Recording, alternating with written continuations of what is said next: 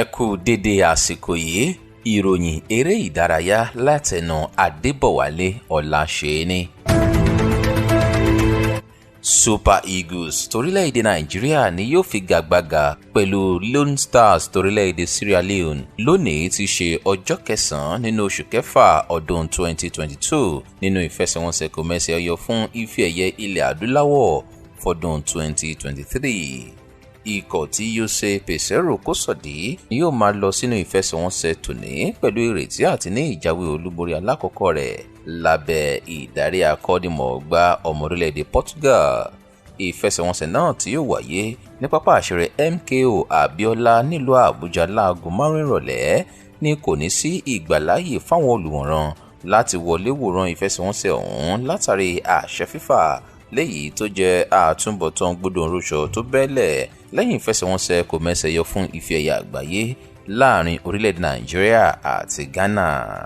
Bí àwàdà kẹ́ríkẹ́rí lórí o tàbí ìtàn sinimá àgbéléwò, ṣùgbọ́n òótọ́ ni pé wọ́n ti fòfin de ẹgbẹ́ agbábọ́ọ̀lù kan lórílẹ̀-èdè South Africa láti má ṣe gbá bọ́ọ̀lù mọ́ títí láé lẹ́yìn tí wọ́n jáwé olúborí nínú ìfẹsẹ̀wọnsẹ̀ kan pẹ̀lú góòlù 69 sí 1 tí góòlù 41 nínú ẹ̀ sì jẹ́ èyí tálátakò gbá wọnú àwọn ara rẹ̀. Àrígbámú ìròyìn látorílẹ̀-èdè South Africa fìdí ẹ̀ múlẹ̀ pé ẹgbẹ́ agbábọ́ọ̀lù Matiasi FC ló na ẹgbẹ́ agbábọ́ọ̀lù Nsami Maiti pẹ̀lú góòlù 69 sí 1 ìyẹn 59-1. Àjọ tó ń mójútó bọ́ọ̀lù aláfẹsẹ̀gbá lórílẹ̀-èdè South Africa ti wá fòfin de Matiasi FC títí láé lórí ohun tó ṣàpèjúwe gẹ́gẹ́ bí ìwà ìbàjẹ́ àti ṣíṣe lòdì sí òfin bọ́ọ̀lù aláfẹsẹ̀gbá léyìí tó yọrí sí èsì ayò apanilẹ́rìn-ín.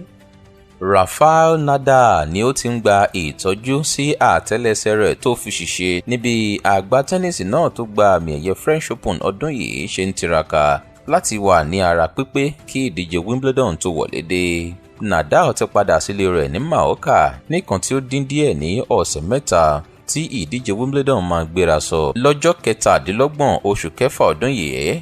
Rafael Nadal wá sọ dímọ̀ pé bí ìlera òun bá ṣe rí ni yóò tọ́ka bóyá òun máa kópa nínú ìdíje náà àbí bẹ́ẹ̀ kọ́. Bayern Munich ti fòpin sí ìlépa àti ra Victor Osimhen tó jẹ́ àtàmátàsé ọmọ orílẹ̀-èdè Nàìjíríà. Ẹgbẹ́ agbábọ́ọ̀lù tó forílẹ̀-èdè Germany ṣe bùjókòó náà ni wọ́n wà lójú ọjà láti wá olùrọ́pò fún Robert Lewandowski tó ń palẹ̀mọ́ àti fi kàn sílẹ̀ láìpẹ́.